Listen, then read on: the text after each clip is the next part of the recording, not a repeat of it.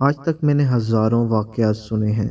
لوگ اپنے ساتھ ہوئے ہوئے سچے واقعات ہمارے ساتھ شیئر کرتے ہیں، مگر آج کا واقعہ کچھ ایسا ہے کہ ایک زندہ انسان کسی قبر میں جا کر لیٹ گیا۔ ایسی کون سی طاقت تھی کہ وہ ایک کھلی قبر میں جا کر اپنی دوسری دنیا میں کھو گیا؟ وہ شخص کون تھا اور وہ ایسا کرنے پہ کیوں مجبور ہوا؟ آئیے چل کر سنتے ہیں۔ یہ کہانی میرے فرینڈ نے مجھے سنائی تھی۔ اس کا ایک کلاس فیلو تھا جس کے ساتھ یہ حادثہ رونما ہوا تھا۔ وہ ایک رات اپنے دوست سے مل کر رات کو گھر واپس آ رہا تھا۔ اس وقت آدھی رات ہو چکی تھی۔ شہر کی زندگی میں آدھی رات کوئی بڑی بات نہیں ہوتی، گہما گہمی ہوتی ہے۔ وہ بس کے ذریعے گھر جانا چاہتا تھا، اس لیے بس سٹاپ پہ کھڑا انتظار کر رہا تھا، لیکن اتفاق سے کوئی بس وین آتی دکھائی نہ دی اور اس کو وہاں کھڑے کھڑے 1 گھنٹہ گزر گیا۔ رکشے والا کافی پیسے مانگ رہا تھا، اس نے سوچا کہ مزید انتظار کر لیتا ہے۔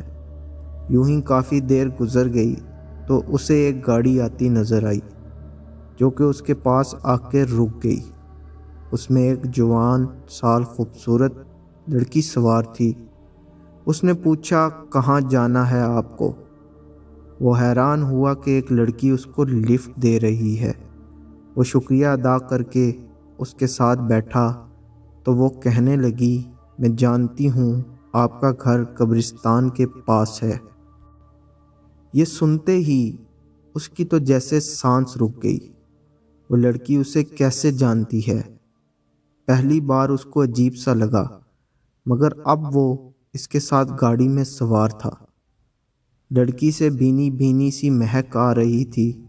اس کے دل میں نہ جانے کیسے خیال آیا، وہ زیر لب آیت الکرسی پڑھنے لگا۔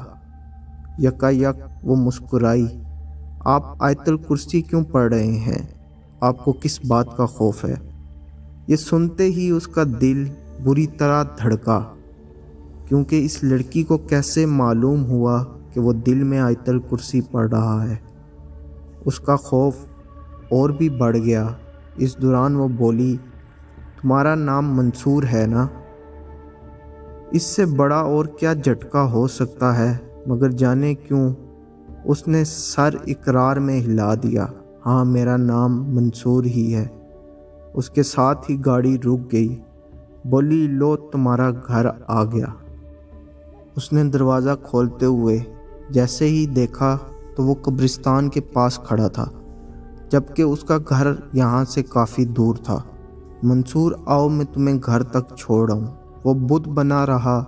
اس نے منصور کا ہاتھ تھاما اور سڑک کی طرف جانے کے بجائے قبرستان کی طرف چل دی اور ایک جگہ رک کر بولی، تمہارا گھر آ گیا، اب تم آرام کر لو۔ یہ کہتے ہوئے اس نے ایک نیم پختہ قبر کی جانب اشارہ کیا تو قبر شک ہو گئی۔ قبر پر منصور جعفری کے نام کا کتبہ لگا ہوا تھا۔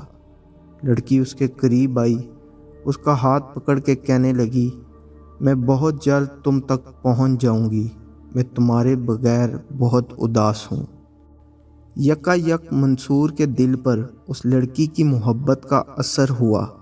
وہ قبر میں اتر گیا اور کسی مردے کی طرح سو گیا۔ اس کی آنکھ اس وقت کھلی جب اسے کسی نے جھنجھوڑ کر اٹھایا، جاوید اٹھو، بتاؤ تمہارے ساتھ کیا ہوا ہے۔ یہاں میں آپ کو بتاتا چلوں، یہ واقعہ جس شخص کے ساتھ پیش آیا تھا اس کا اصل نام جاوید تھا۔ منصور کیسے ہوا اور کیسے اس نے مان لیا، یہ اب آپ کو جا کے پتہ لگے گا۔ اس نے آنکھیں کھولی تو وہ ہاسپٹل میں موجود تھا۔ ڈاکٹر پاس کھڑا تھا جبکہ اس کے والد کی آنکھیں نم تھی۔ جاوید بیٹے، کیا ہوا ہے تمہارے ساتھ؟ میں جاوید نہیں ہوں، منصور ہوں، اور وہ کہاں گئی؟ اس کی باتیں سن کر ڈاکٹر پریشان ہو گیا اور اسے نیند کا انجیکشن لگا دیا۔ بہت سے دن ایسے ہی بیت گئے، مگر منصور نے جاوید کا نام قبول نہ کیا، نہ ہی اپنے والد کو پہچانا۔